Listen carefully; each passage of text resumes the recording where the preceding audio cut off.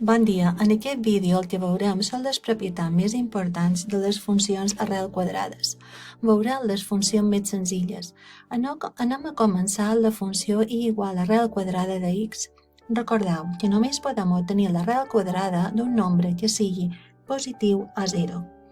Anem a començar donant valors. El punt més senzill seria el 0. Quan x és 0, l'arrel quadrada de 0 també és 0, per tant tindríem aquest punt.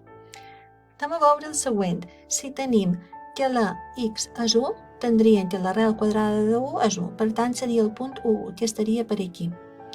Quan tenim l'arrel quadrada de 4, quan la x és 4, l'arrel quadrada de 4 és 2. Tindríem aquí el punt.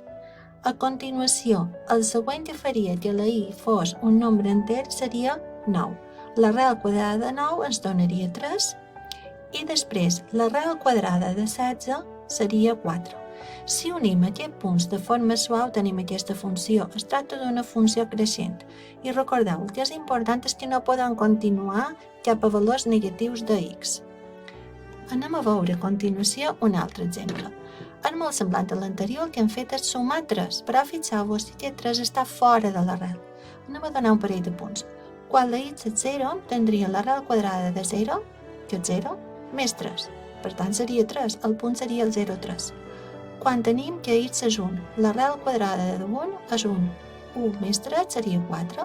El punt seria 1, 4. Seria aquest punt d'aquí. Un altre que tindríem seria el 4. L'arrel quadrada de 4 seria 2. 2 més 3 seria el punt 5. Per tant, tenim el punt x, 4 i 5. Seria aquest punt d'aquí. Si els uniu, tenim aquesta forma i recordeu que no podeu continuar cap a valors de x negatiu. No ho podeu fer. És una funció que és creixent. Té el mateix aspecte que l'anterior, però fixeu-vos que el que hem fet ha estat pujar 3 unitats cap a dalt. És a dir, aquest més 3 vol dir que tota la funció puja cap a dalt 3 unitats. Un altre exemple que tenim és aquest. Fixeu-vos que és un poquet diferent, ja que la x té el coeficient negatiu.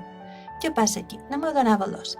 Quan la x és 0, tindríem que arrel quadrada de 4, l'arrel quadrada de 4 seria 2, per tant seria aquest punt d'aquí. Un altre valor que podrien donar és quan la x és 3. Si x és 3, tenim 4 menys 3, que és 1. Arrel quadrada de 1 és 1. Tindríem aquest punt. Un altre seria el 4. 4 menys 4 seria 0. Arrel quadrada de 0 és 0. Fixeu-vos, però, que no podem anar més enllà. És a dir, si intenteu la x que sigui 5, què passa? Tindríeu 4 menys 5, que seria menys 1. Per tant, l'arrel quadrada de menys 1 no la podeu obtenir, així que no podeu seguir. Fixeu-vos que és molt parescut a l'anterior, però en comptes d'anar cap a la dreta, com abans, anirien cap a l'esquerra. Fixeu-vos que aquesta funció seria decreixent.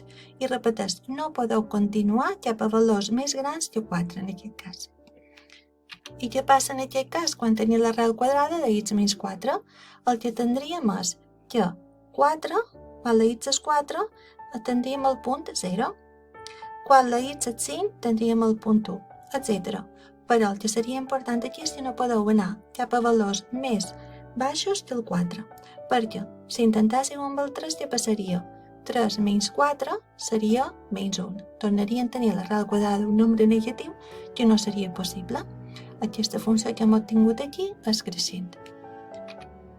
I què passa amb l'arrel quadrada i la funció x quadrat? El que passa és que són inverses una de l'altra. Què vol dir això d'inverses?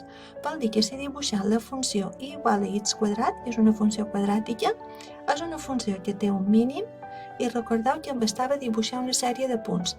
Per exemple, y igual a x quadrat, bastava dibuixar, per exemple, el punt 1, després el punt 2, 4, el punt menys 1, 1, el punt menys 2, 4, etc. Podeu veure el vídeo de funcions quadràtiques per veure un poc millor detallat aquesta explicació.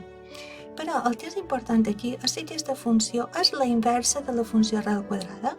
Fixeu-vos que si dibuixem la diagonal del primer quadrant, el que tenim és que la funció en blau, la funció quadràtica, si fem la seva simètrica respecte a aquesta línia, el que obtenim és la funció arrel quadrada que hem vist avui.